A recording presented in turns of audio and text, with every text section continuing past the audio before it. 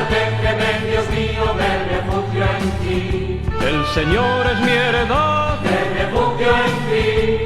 conmigo va el Señor. Me refugio en ti.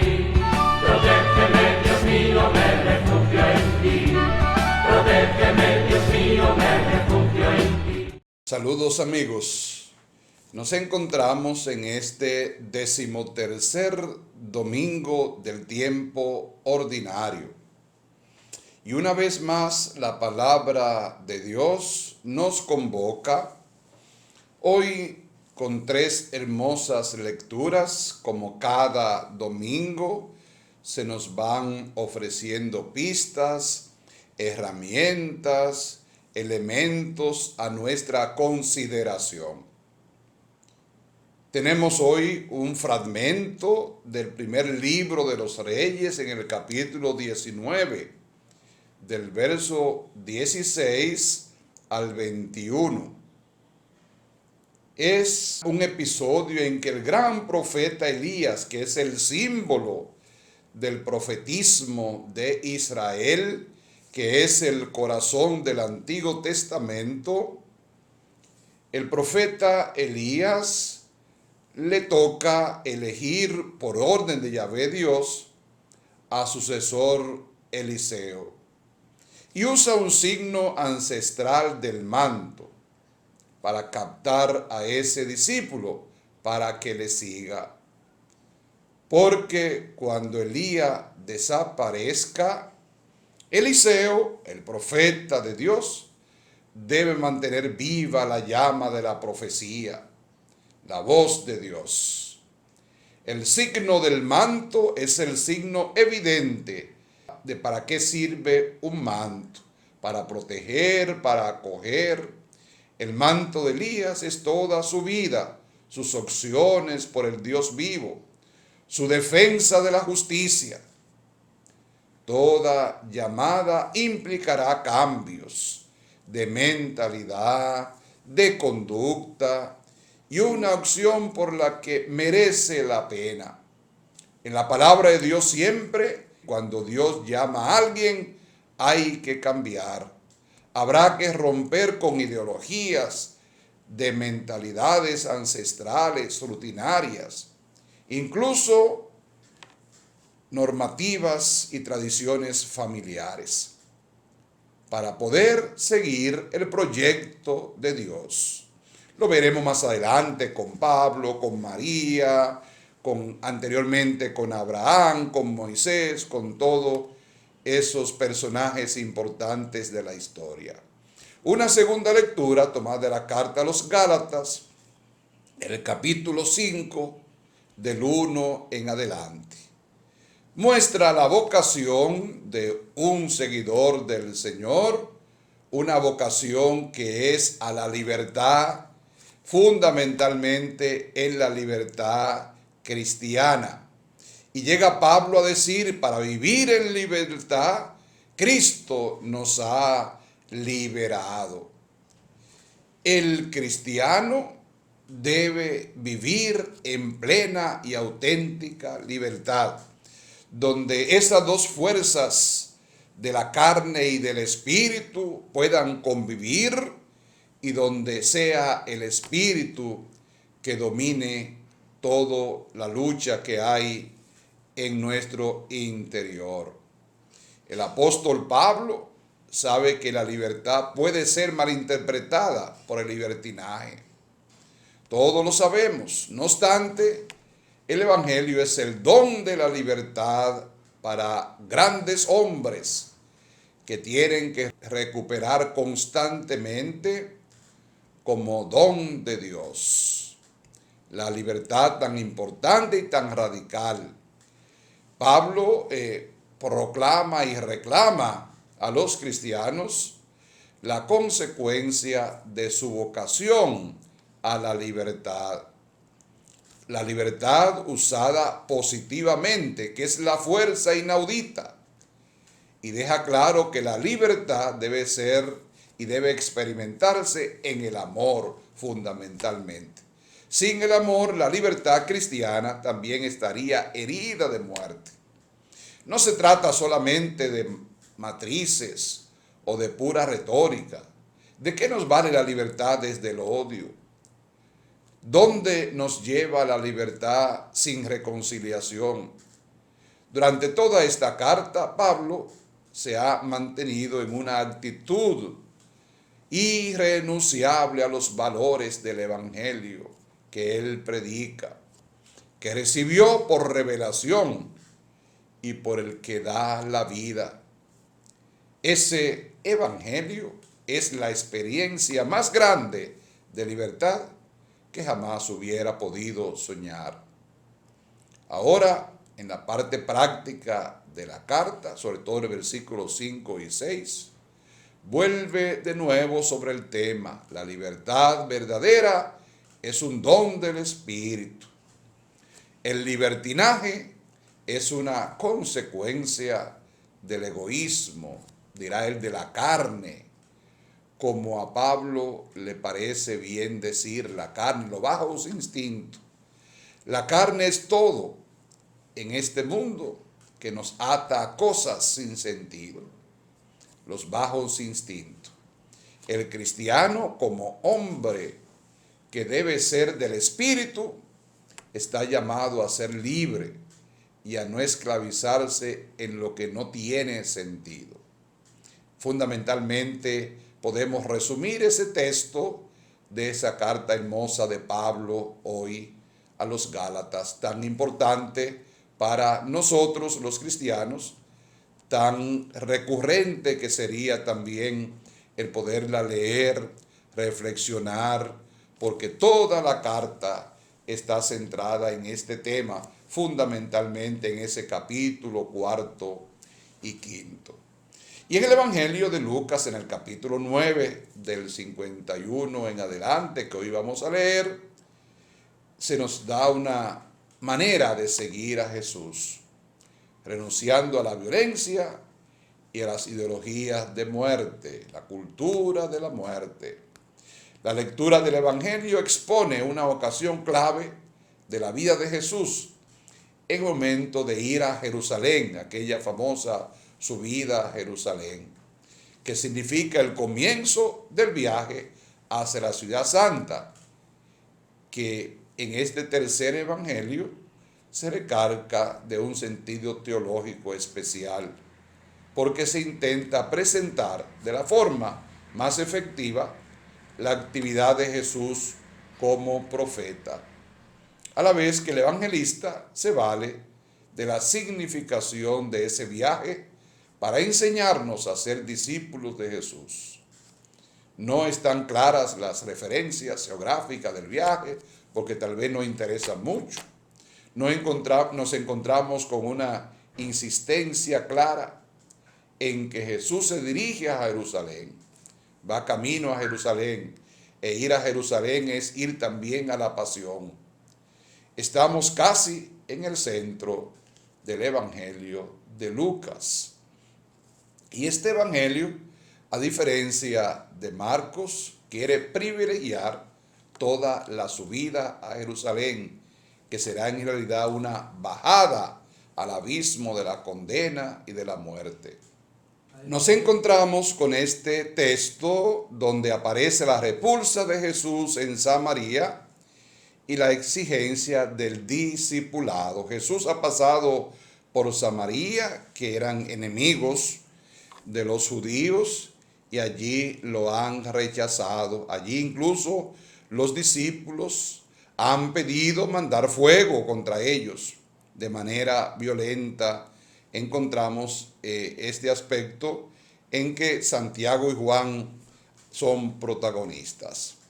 Las exigencias de ese discipulado, y él no hizo discípulo en Samaria, enseñándole una doctrina como los rabinos, sino enseñándole a vivir de otra forma y manera.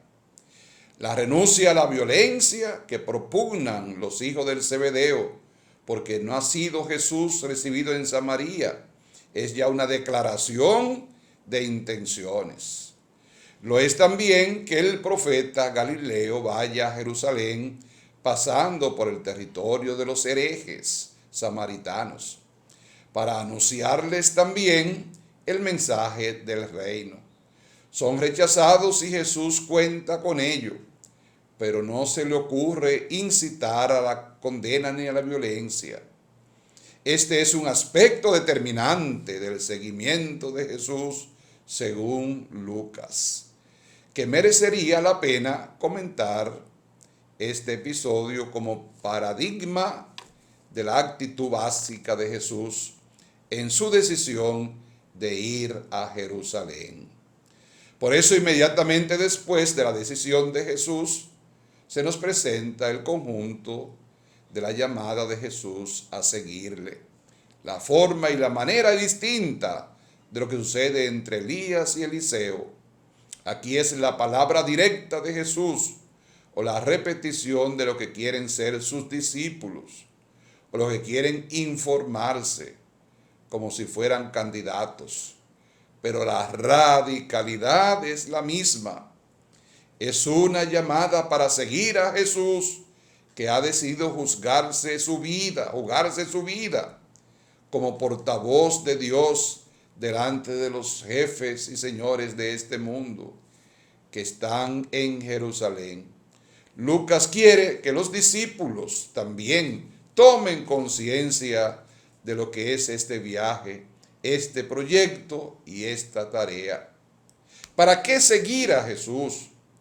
¿Por qué romper con las ideologías familiares? ¿Por qué no mirar hacia atrás?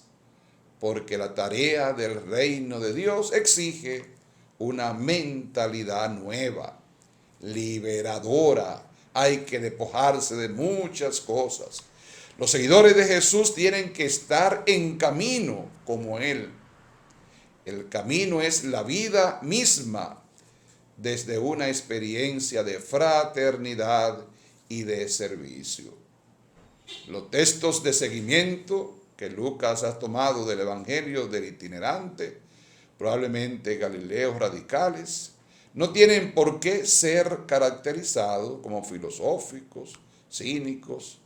Desde luego Jesús no lo era, ni lo podía ser, no es filosofía, pero esos dichos se refleja toda la crítica hacia las instituciones sociales y el desapego, incluso de lazos familiares que puedan desviar la atención de las exigencias del reino de Dios. No se trata de odio familiar, eso estaría contra el amor a los enemigos que Jesús defendió expresamente. Es más bien poner las cosas en su sitio, cuestión de prioridad. Se trata de sacar adelante el proyecto de Dios, la construcción del reino, que puede no coincidir con intereses religiosos, institucionales e incluso familiares. El discípulo de Jesús se abre a un horizonte nuevo, a una familia universal, a una religión de vida y no de muerte. Las palabras del seguimiento son rupturas, pero no angustiosas, son radicales, utópicas si queremos, porque van a la raíz de la vida y porque son las que transforman nuestra vida y nuestro entorno social y religioso. Jesús quiere que le sigamos para hacer presente el reinado de Dios en este mundo. Y el reino de Dios es lo único que puede traer la libertad a quien la anhela. Si quieres seguir al Señor para conquistar la vida eterna que Él te ofrece, es necesario que afirmes el rostro, es decir, que tomes una firme decisión como Él nos enseña con su ejemplo. Afirmó su rostro para ir a Jerusalén, nos dice el texto del Evangelio. Si no hay en ti esa decisión y no sostiene con firmeza en el caminar de cada día, en medio de las múltiples contradicciones de la oposición de muchos, del rechazo e incomprensión de tantos, de las pruebas o tentaciones que te invitan a abandonar el camino de la vida cuando se hace demasiado difícil, ¿cómo llegarás a la meta anhelada? la firme decisión renovada de cada día, sostenida como terca y perseverancia en medio de las batallas diarias, es condición indispensable para alcanzar la vida eterna. Ya el domingo pasado nos lo decía Jesús: si alguien quiere venir en pos de mí, niéguese a sí mismo, tome su cruz y sígame. Ahora bien, aunque todos estamos llamados a seguir al Señor, viviendo de acuerdo a sus enseñanzas, aspirando a vivir la santidad en la vida cotidiana, en lo rutinario de cada día, hay algunos a los que Él llama a seguirlos más de cerca, para enviarlos a anunciar el Evangelio. Se trata del llamado a la vida consagrada o sacerdotal, a diferentes ministerios de tiempo completo.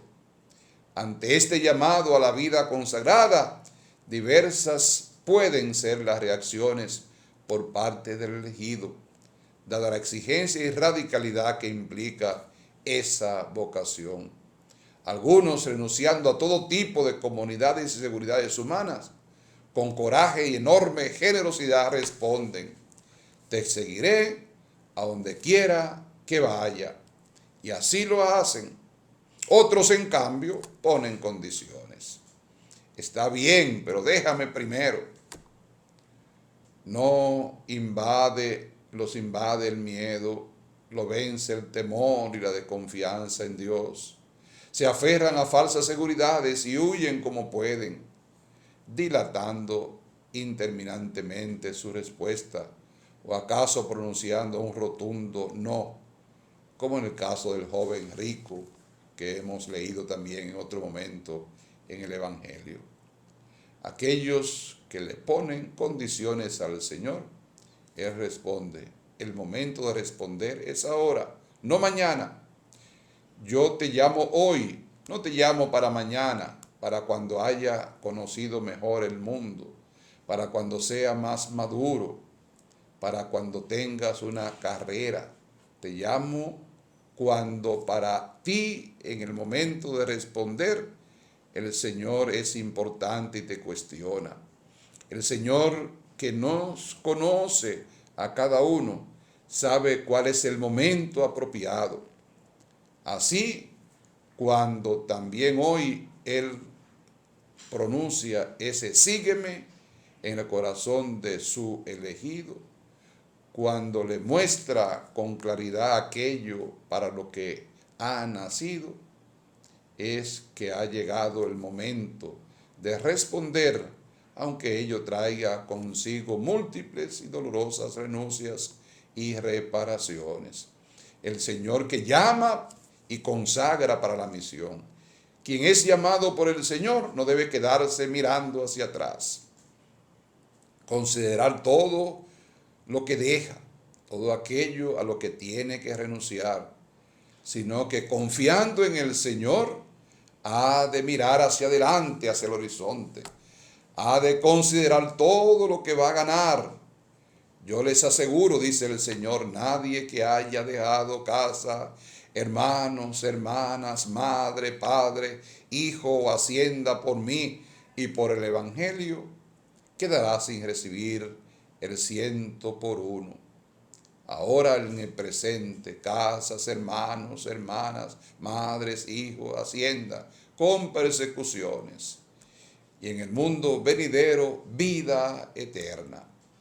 Esta idea la concatenamos al trozo evangélico propuesto para el domingo pasado y para el día de hoy, al referirse en el texto lucano cuál es el proceso vital de quien quiere ser su discípulo: negarse a sí mismo, tomar su cruz y entonces seguir al líder, seguir a Jesús de Nazaret.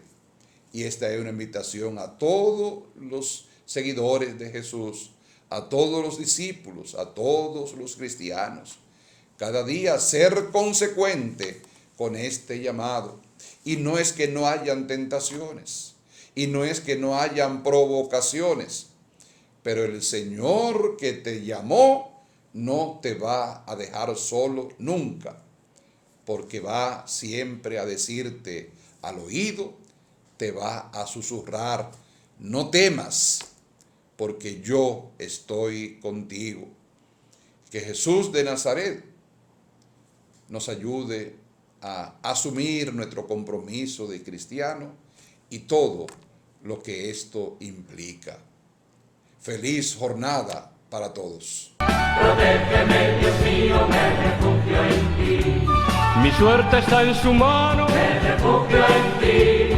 siempre tengo al Señor. Me refugio en ti. Protégeme, Dios mío, me refugio en ti. Protégeme, Dios mío, me refugio en ti.